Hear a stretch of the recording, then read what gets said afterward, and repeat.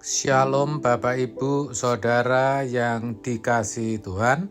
Seri pengajaran hari ini berjudul Hidup dalam Kebenaran. Saudara, agar bisa hidup dalam kebenaran, kita harus mengerti terlebih dahulu standar kebenaran di dalam kekristenan. Kekristenan itu berbeda dengan kehidupan keberagamaan dan keyakinan. Maka standar kebenarannya pun berbeda. Kalau dalam berbagai agama dan keyakinan, standar kebenarannya adalah hukum-hukum atau syariat-syariat. Jadi, seorang umat dipandang sudah hidup dalam kebenaran ketika ia telah melakukan hukum dalam agama atau keyakinannya. Ia melakukan sesuatu yang diperintahkan dalam kitab sucinya atau tidak melakukan sesuatu karena dilarang oleh apa yang tertulis dalam kitab sucinya. Dalam kekristenan, standar kebenarannya bukan seperti itu. Standar kebenaran dalam kekristenan adalah kehendak Bapa yang di surga. Matius 7 ayat 21-23 berkata, "Bukan setiap orang yang berseru kepadaku, Tuhan, Tuhan, akan masuk ke dalam kerajaan surga, melainkan dia yang melakukan kehendak Bapa-Ku yang di surga." Pada hari terakhir, banyak orang akan berseru kepadaku, Tuhan, Tuhan, bukankah kami bernubuat demi namamu, dan mengusir setan demi namamu, dan mengadakan banyak mujizat demi namamu juga?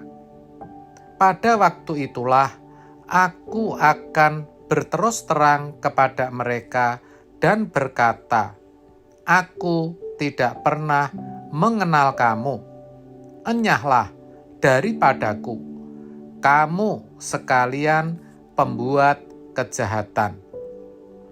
Jadi, sekalipun seseorang sudah dipandang baik di lingkungannya, tapi kalau ia tidak melakukan kehendak Bapa, ia tidak akan dikenal Tuhan dan ditolak. Sekalipun rajin ke gereja, menjadi aktivis, menjadi pendeta, bahkan pendeta gereja besar sekalipun, kalau semua karena ambisi dan bukan kehendak Bapa, maka pasti akan ditolak. Itu artinya, melakukan kehendak Bapa bukan option atau pilihan, tapi merupakan satu kemutlakan. Dan itulah standar hidup dalam kebenaran versi Kristen. Mungkin di antara kita ada yang berkata, tapi kan Alkitab juga berisi perintah dan larangan. Bukankah itu juga hukum? Bagi umat perjanjian lama memang benar, tapi itu pun sebenarnya persiapan bagi umat perjanjian baru yang pada akhirnya standar kebenarannya adalah pikiran dan perasaan Kristus atau kehendak Bapa. Jadi, bagi kita umat perjanjian baru yang Allah kehendaki ketika kita melakukan sesuatu itu hanya untuk menyenangkan hati Tuhan. Dan kalaupun kita tidak melakukan sesuatu, itu karena kita tidak mau melukai, mengecewakan hati Tuhan. Semua itu harus kita latih dan tingkatkan sampai pada satu level di mana ketika kita melakukan perbuatan yang mulia, yang menyenangkan hati Tuhan, itu bukan karena agar diterima di kerajaan surga.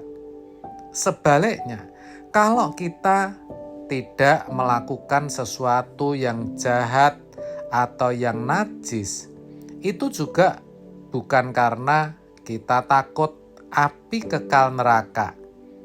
Tetapi semua itu kita lakukan secara natural, secara alami, tanpa ada yang memaksa atau terpaksa. Tapi karena memang natur atau kodrat kita sudah berubah, yang tadinya berkodrat dosa atau sinful nature, sekarang sudah berubah menjadi divine nature atau berkodrat ilahi. Itulah yang harus kita kejar, itulah yang harus kita buru, dan itulah tujuan akhir hidup setiap orang percaya. Sehingga yang tadinya suka bohong bukan terus menjadi tidak bohong, tapi sudah tidak bisa bohong lagi. Yang tadinya suka mabuk bukan tidak mabuk lagi, tapi baru bau minuman beralkohol saja tumpah-tumpah. Bukan tidak lagi nonton film porno, tapi itu sudah menjijikkan. Pertanyaannya, bagaimana standar kebenaran itu, perubahan kodrat itu bisa kita alami sehingga kita bisa hidup dalam kebenaran. Yakobus 4 ayat 8 menuliskan, "Mendekatlah kepada Allah dan Ia akan mendekat kepadamu.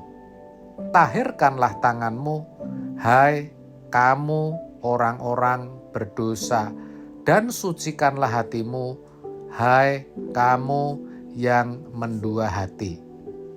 Jadi saudara, kuncinya kita mesti terus membangun hubungan dengan Tuhan. Setiap saat, setiap waktu kita mesti mendekat kepadanya. Kita selalu komunikasikan, kita tanyakan hidup kita kepadanya. Kita juga harus hidup dalam kesucian. Kita bersihkan hati kita dari segala kotoran, dengki, kebencian, iri hati, ketidaktulusan, kemunafikan, kesombongan, dan semua yang tidak berkenan harus kita buang dari hati kita. Hidup kita harus benar-benar bersih luar dalam. Percayalah, Tuhan pasti berbicara dan kita pasti bisa hidup dalam kebenarannya. Kita pasti bisa hidup sesuai kehendaknya. Amin. Tuhan Yesus memberkati.